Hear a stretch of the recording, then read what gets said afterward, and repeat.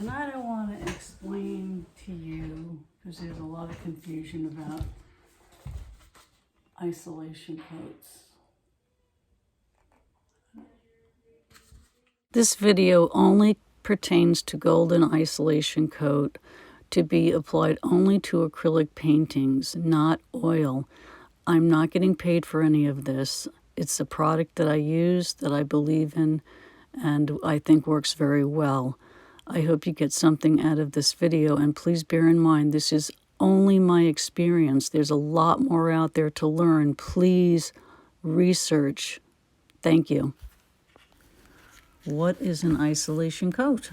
Okay, well, that's there's more than one answer to that, but the first thing is that the isolation coat sits as a protective layer, a barrier between the varnish, if you decide to varnish, and you certainly do not have to varnish, but it's recommended that you at least protect it. You can protect it with an isolation coat. You can leave an isolation coat on forever and never varnish your painting. Okay, so just having said that, the other thing I want to say is putting an isolation coat on can be a little tricky if you've never done it before. It's not hard, and you'll become probably proficient at it pretty quickly. It dries to a very subtle, I won't say shine. I'm going to show you at the end of this video what it looked like after 24 hours when I did this demonstration. Putting this on your painting also buys you time, because when you decide, ultimately, if you decide to varnish your painting, you are making a commitment. Now, varnish can be removed, but when you're putting the isolation coat on, it's not removable. So bear that in mind before you do this, okay? It is not removable. I wouldn't want it to be removable. However, varnish is recommended to be removed anywhere between 5 to 10 years. So protecting your painting is, to me, the primary reason for putting this on. Now, also putting this on,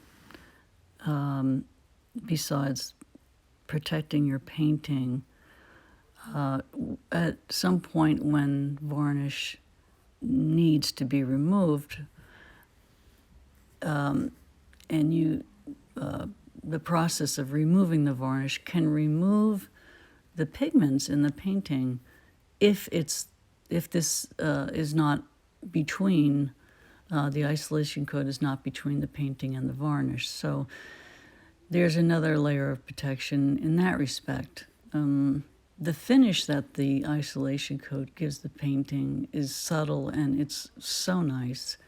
I'm going to show it to you, as I said. Furthermore, it seals the painting. It makes it even. It seals areas that are more absorbent, It will seal it. And so that when you finally get to, say you decide to make the commitment to varnish your painting, whether it be matte, whether it be gloss, it doesn't matter. This particular isolation coat that I'm using can be used for matte or a gloss varnish. In fact, it makes the matte varnish come out better because it makes it more consistent. I've used a matte varnish and I don't like it. It made my painting dull and lifeless. I put the isolation coat first on my painting, and it's the Golden brand of pre-mixed isolation. Comes in a plastic bottle and you just pour it right out. And I used a matte over it, and I didn't like it at all. But I did read that without an isolation coat underneath the matte varnish, because because the isolation coat gives it a consistency throughout. If you don't, there are areas of the painting that will look milky. I guess the darker areas from using a matte varnish. Please look further into that because I'm not an expert on that. I'm only speaking about this particular isolation coat made by Golden, made only for acrylic paints, and I am brushing this on, and that is what this video is dedicated to. The other painting that I held up is the one that I did with, I did a pour and then I put pasted acrylic skins over it. I painted an isolation coat on that piece as well, because I wanted to see, I put a lot of work into that, and I'll probably resin it, but I wanted to see what would happen in case I didn't want to resin it, because I'm pretty sure that that's what I'm going to do, but just in case at the last minute I decide, you know what, I like the 3D, so I think I'm just going to varnish this. So I do brush it on this piece. I don't know if that was the best thing to do, but it came out great. So I'm glad I did it. When you have brushes, I use synthetic, thin, very, very soft brushes. I have different sizes. You can get them at Michael's. You can get them in a package. They're cheap. And these that I have here, they work great. They're perfect for exactly this and for varnishing. I keep my brushes that I use for isolation coats and varnish completely separate from the brushes that I use for painting. So that is highly recommended. No matter how well you clean your brushes, you don't want to use a brush that you paint with for varnish as well, and you can look that up further and the reasons why. But the basic reason is because there could still be some paint on the brush no matter how well you cleaned it, and then it's going to get, say you dip it in your varnish or you dip it in your isolation coat, and then it gets onto your painting, or there's a piece of something in there and it gets onto your painting. So keep your brushes separate. It's good practice, and it's the way to go. The other thing that you're watching me do this, you've seen me so far, my strokes. You want to apply thin layers. Make sure you do thin layers. That is very important because you don't want to end up with a cloudy finish. The other thing is, I don't go left to right, and then, in 24 hours turn it around and go in the other direction. I go with the movement of the painting. That's me. That's my practice and what I have chosen to do. It doesn't, I'm not going to say they don't recommend it, but when I've read the directions, on various sites on how to apply isolation coats, it will say go left to right, wait 24 hours. If it's impasto, you have to wait longer, possibly a week. It depends on how thick your painting is. If it's a thin, more of a thinner layer, you can wait 24 hours. And you know what? Wait the 24 hours. Don't risk it. That's my advice. So I go with the movement of the painting because I don't want to see the isolation coat or the varnish. I want to see the painting, and whatever's on top of it, I want it to go with the movement of the paint, and that's why I do that. The other thing that you should do that I didn't do here, because really I sign my paintings on the side of it, but if you sign your paintings or initial it on the painting, do it before you put the isolation coat down. Okay, the other thing is people have asked, can they paint over an isolation coat? And the answer is, well, yes, of course you can. Now, there are two things when you say, can you paint over it? You can paint over anything. You can gesso the entire thing and redo it. If you want to modify the painting in any way by not having the varnish, and you can do this within reason with varnish as well, but try to catch it before you do that when you have the isolation coat on. So what I've done, and I've done this, is I've used clear gesso. I've seen small pieces here and there of the painting that I wanted to modify.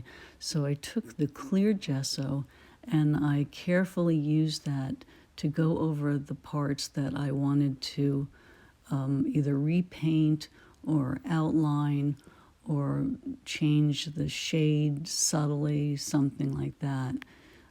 So you can do that when you have the isolation coat on there.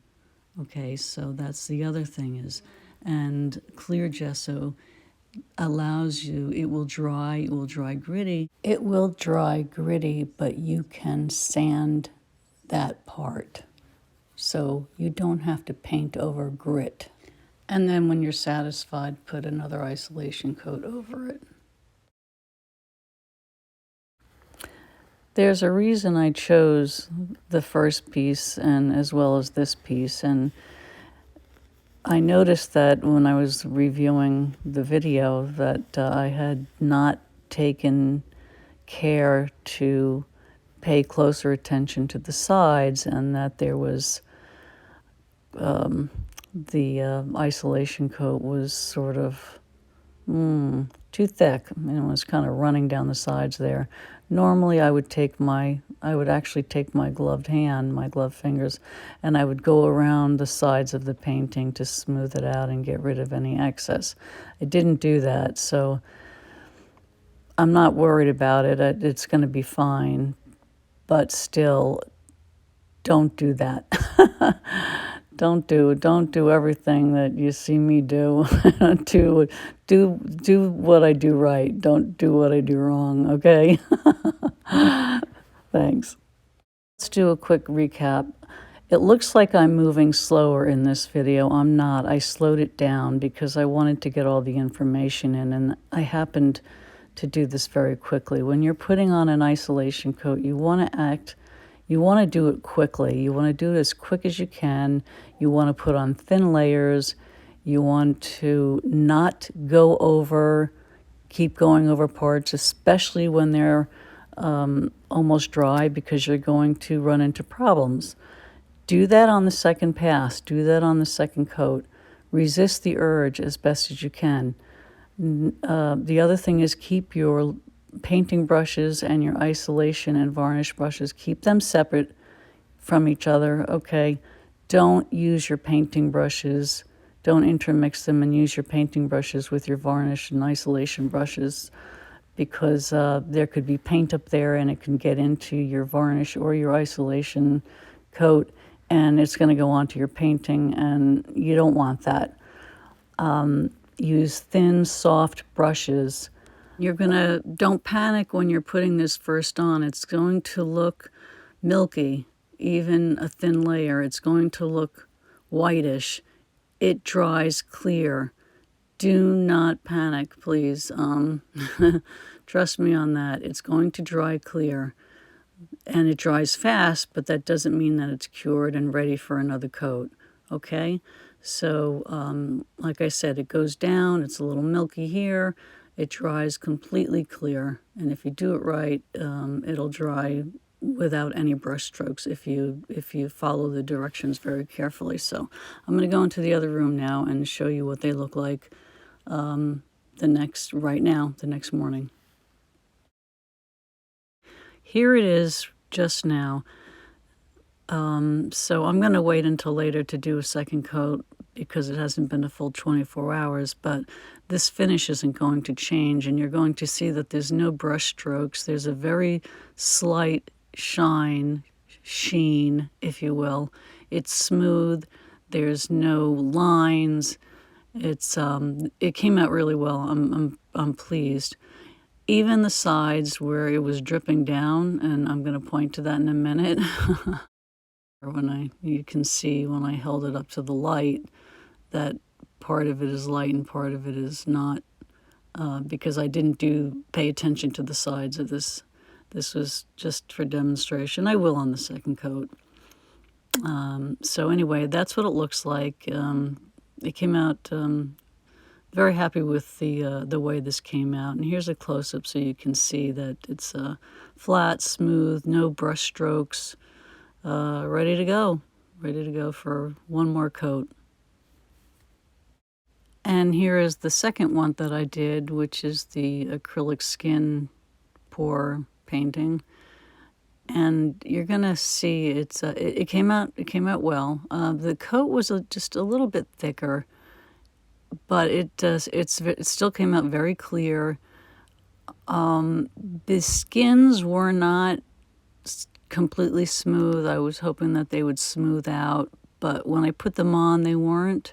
So it's not the isolation coat, it's the skin. So it looks exactly as it did before I put the isolation coat on, except now it's protected.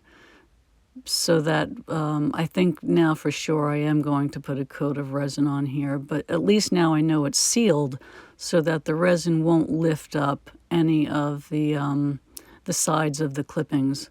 So there you go. Have a great day, everyone. Bye-bye.